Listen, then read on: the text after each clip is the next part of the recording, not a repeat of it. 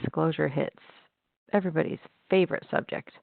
So I thought today we'd kind of go over the process that we at HRM Plus would suggest you follow when it comes to managing disclosure hits with applicants. And feel free during today's presentation, of course, to ask any questions. Use the chat feature or unmute yourself and ask a question. I don't mind. Always like to say that, your question is probably somebody else's question. So don't hesitate to ask. It's good to share. And also, since I can't see you, I don't always know if you're following along or not. So questions are good. That keeps us all engaged. So disclosure hits. Let's get rolling and kind of have a little conversation. An applicant can be placed on hold manually, so you can go in and actually place their application on hold if you wanted, or they're placed on hold automatically by the system when there's a hit on their disclosure. And what that means is they answered yes to a question that your district set up as a question that would be a hit type question. And everybody's disclosure looks fairly similar. There's a couple different questions on each site that's a little different, but the idea is, they're supposed to self-disclose any information that would be important for you to know in considering hiring. And then those particular questions would get flagged by the system, and the system puts their application on hold. And when an application is on hold, only users in HR see that application. Hiring managers do not see that applicant. So a hit is what puts them on hold, and a hold is what kind of hides them from view. So that's the difference between hit and a hold. So a hit is usually when they say yes to a question, that's a flagged question, and then a hold is just kind of keeping them away from users with a lesser role than HR admin or HR district admin if you're part of a co-op. So hopefully that makes sense and that's clear. Okay. You could put an applicant on hold, if they didn't have a hit for some other reason. You have that ability, but the hold just keeps them from view. A hit is the trigger that puts them on hold often at times.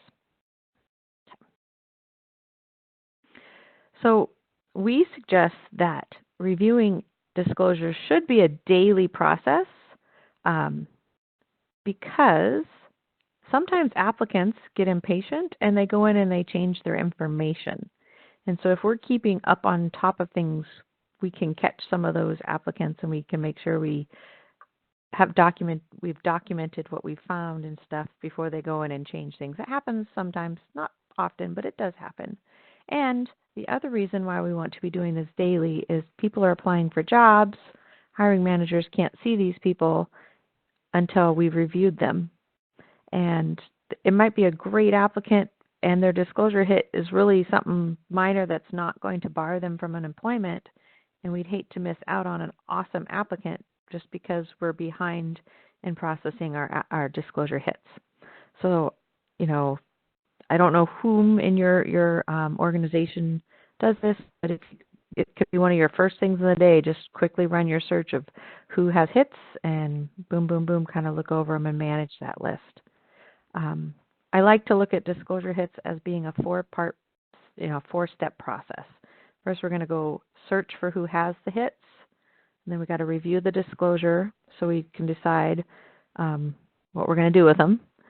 And then the next step is to add that event. So that's kind of marking and tracking, they had a disclosure hit, we cleared them, we didn't clear them. And then lastly, we go and we update the checks where we make the definitive answer whether or not we're going to clear an applicant or not. And so we're going to break that down and go over those 4 steps in detail next. But I'm going to pause and make sure there aren't any questions in regards to what we've talked about so far. Okay.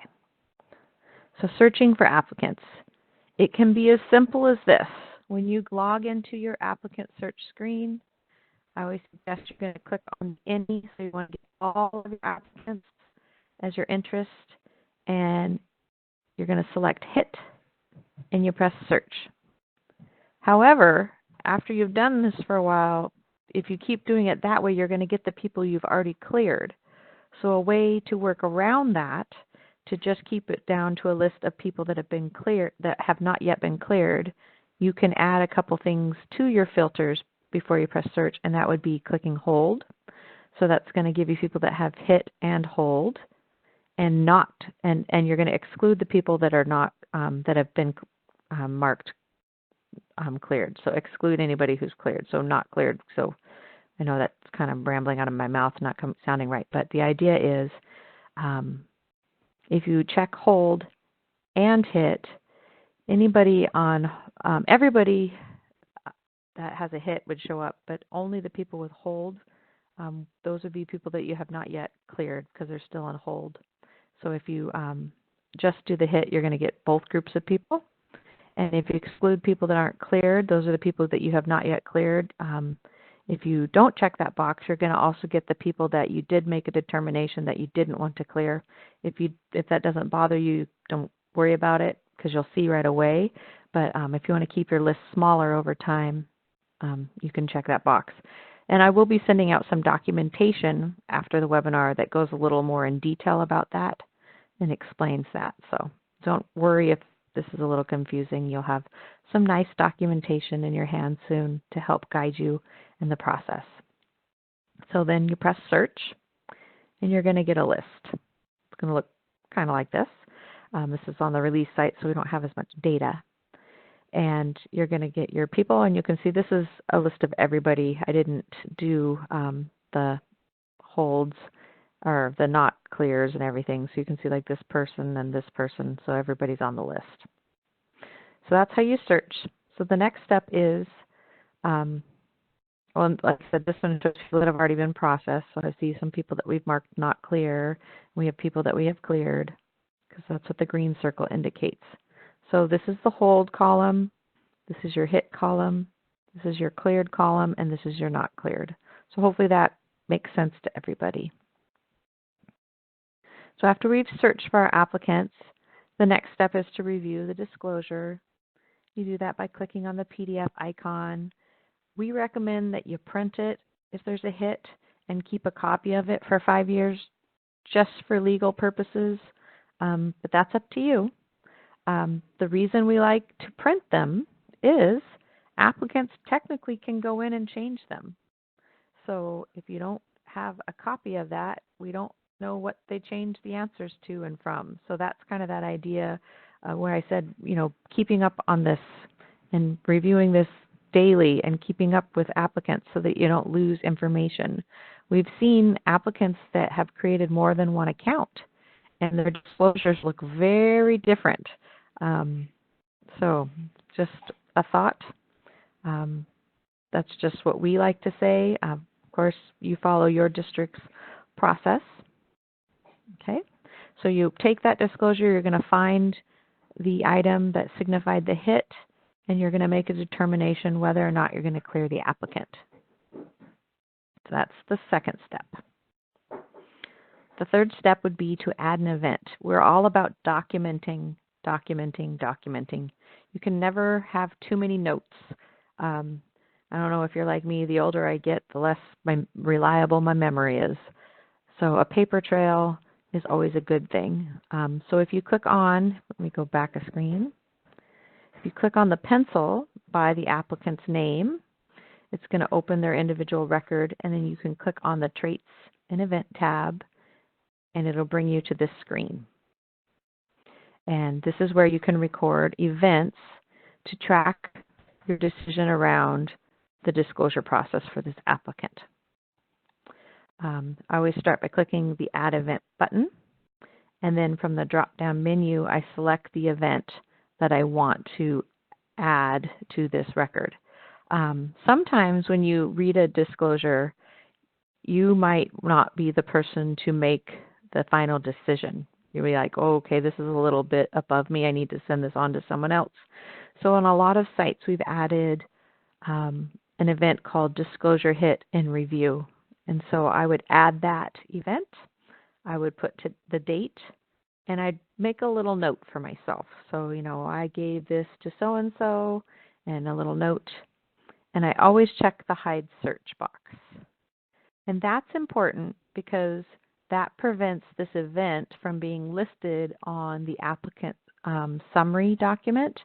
And on the applicant summary document is visible to hiring managers, which, right now the applicant's on hold, they wouldn't see, but maybe we do decide to clear this applicant from, and, clear the hit and everything. If we don't check that box, they would then see the data. And we all know in working in HR, there's certain information you just, kind of the need to know and the less is more. We always want to kind of cover ourselves and limit liability and not everybody needs to know everything kind of attitude. And so this is one of those things we kind of keep that within HR.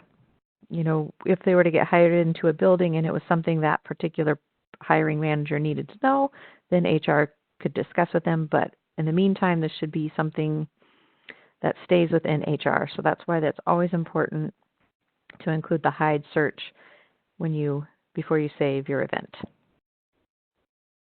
Okay. And after you save, it's going to look something like this. We've got a little record, which now is attached and will live with this applicant's file.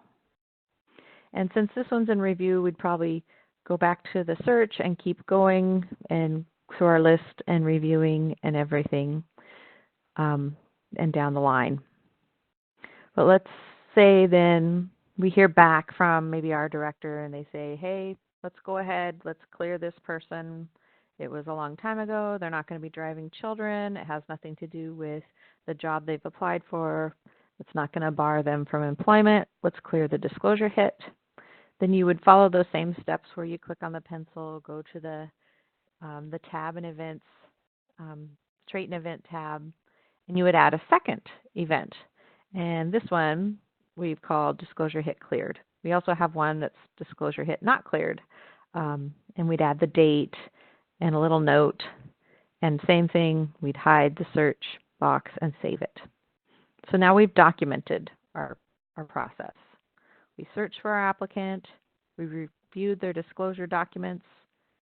We've documented our process. And the fourth step when it comes to handling disclosure hits and managing them is while you're still on that applicant's record, you're going to click on the Profile tab. And this tab's a little big, so it doesn't all fit on neatly on my slide. So I kind of zoom in. Partway down, there's a section called Checks. And you'll see there's a lot of data here. We come to this section, and this is where we either clear an applicant or we mark them permanently not cleared. And so under the updatable checks section, they're going to be on hold because they have a hit. So the hit's marked here. They're on hold, and we have a choice. We check the hit cleared box. Oops, I forget when I click on my PowerPoint, it advances the slide. Hit cleared box, or we're going to check the not cleared box. If we hit cleared, it's going to release the hold for the applicant, and they'll now be visible to hiring managers. If we check the not cleared, it's going to keep the hold on the applicant, and they will permanently remain on hold and not be visible to hiring managers. So that's kind of how that works. And we'd press the Save button at the bottom of the page, and then you could return to search and continue processing other applicants if needed. Hopefully that makes sense. When you press, if you were to check the hit cleared, the system automatically removes the checkbox and the hold box for you. You don't have to worry about that.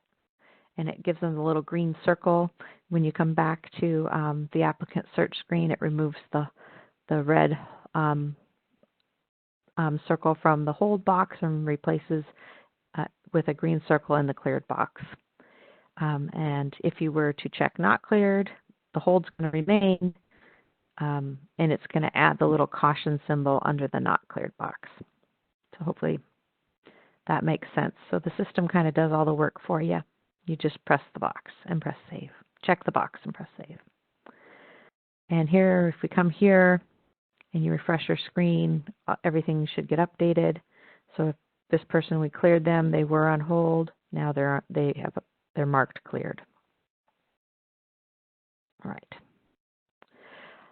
Some users include the email function when they're working with applicants that have disclosure hits. And you may or may not be aware that this is an option.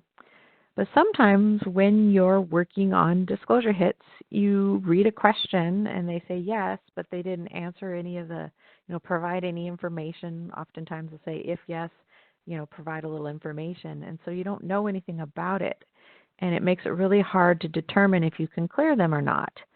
And so a good idea is to email that applicant and ask for a little more information.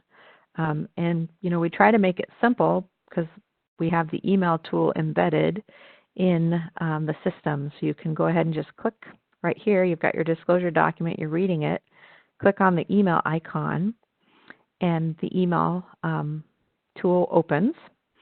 And if you find that you're needing to email applicants about disclosure hits frequently, we could add a pre-canned email to your email messages on your site that you could select and then just modify to help you out.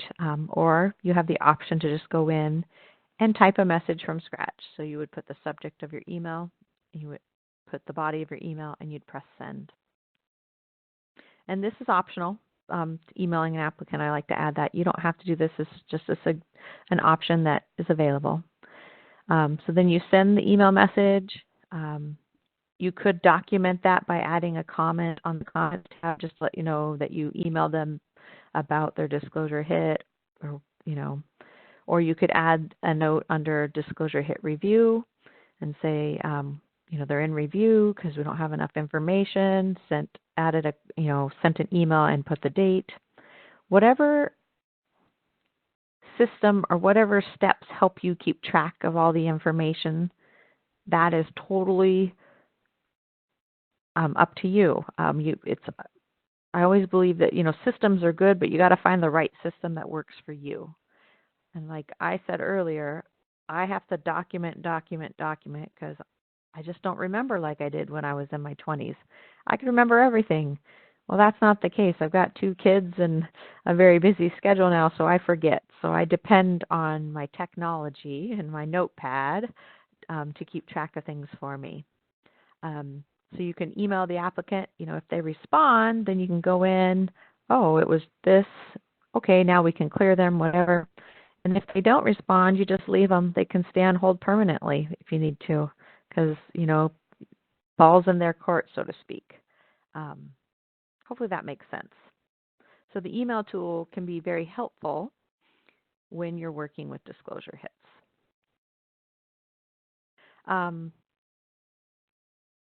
Questions. I know that things that can sometimes happen. Have you noticed any odd things, questions, concerns, frustrations? Feel free to either use the chat or to unmute yourself and ask a question.